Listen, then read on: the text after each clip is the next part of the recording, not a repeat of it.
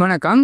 So இன்னைக்கான delicious dinner idli, sambar and coconut chutney. யூஸ்வலாக நம்ம இட்லி சாம்பார் எல்லாம் சாப்பிடக்கூடாது, இது நம்ம சாத்விக் டயட் ஃபாலோ பண்ணுறோம், தென் யோகிக் டயட் ஃபாலோ பண்ணுறோம் அப்படின்னலாம் நிறைய நம்மளோட ஐடியாலஜி இருக்கும். பட் அப்படி கிடையாது.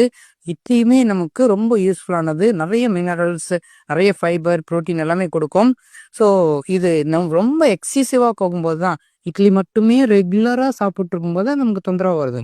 அது இட்லி மட்டும் கிடையாது. இப்போ ஆப்பிளோ கொய்யாப்பழமோ உங்களுக்கு ரொம்ப பிடிக்கும், இல்லை அதுதான் இருக்கிறதுலையே high fibre, high rich nutrition எல்லாம் இருக்கு அப்படின்ட்டு ஆப்பிள் ரெகுலராக சாப்பிட்டீங்கனாலும் அதுவும் ஒரு நோயாக மாறும். ஸோ திருவள்ளுவரோட ஸ்டைல் மாதிரி தான், மிதியினும் குறையினும் நோய் செய்யும். ஸோ இட்லியில நல்ல எனர்ஜி, நல்ல ஒரு ஃபுட்டு இதுவுமே சாப்பிடலாம். இட்லியில் பார்த்தோம்னா கார்போஹைட்ரேட் இருக்கு, ப்ரோட்டீன் இருக்கு, அயன் இருக்கு. ஸோ இது எல்லாமே கட் ஹெல்த்துக்கு ரொம்ப யூஸ்ஃபுல்லாக இருக்கும். ஈஸியாக டைஜஸ்ட் ஆகும். சாஃப்டாக இருக்கிறதுனால, இதில் பர்மெண்டேஷன் நடக்கிறதுனால ஈஸியாக டைஜஸ்ட் ஆகிடும் நைட் டைம் எல்லாம் சாப்பிடும்போது. ஓகேங்களா. தென் சாம்பாரில் ப்ரோட்டீன் கிடைக்கும். ஸோ இதில் கால்சியம் கிடைக்கும். நம்ம இதில் போடக்கூடிய வெஜிடபிள்ஸ்லேருந்து நமக்கு அதிக மினரல்ஸ் கிடைக்கும், விட்டமின் கிடைக்கும்.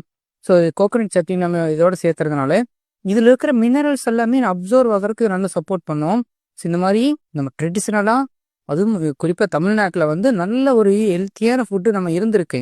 பட் என்னன்னா நம்மளுடைய மிஸ்டேக்கால இது வந்து ரொம்ப எக்ஸிஸாகவும், தென் வந்து கரெக்டான முறையில் சாப்பிடாதனாலையும் இது வந்து கெடுதல் அப்படின்ட்டு நம்ம பல கெடுதலாக மாறிடுச்சு. ஓகேங்களா. ஸோ அதனால நம்ம கரெக்டாக சாப்பிட தெரியாத முறையினால இட்லி வந்து கெடுதல் சாப்பிடக்கூடாது, இட்லி வந்து கெடுதல் சாப்பிடக்கூடாது அப்படின்னு சொல்லிட்டு இருக்கிறாங்க.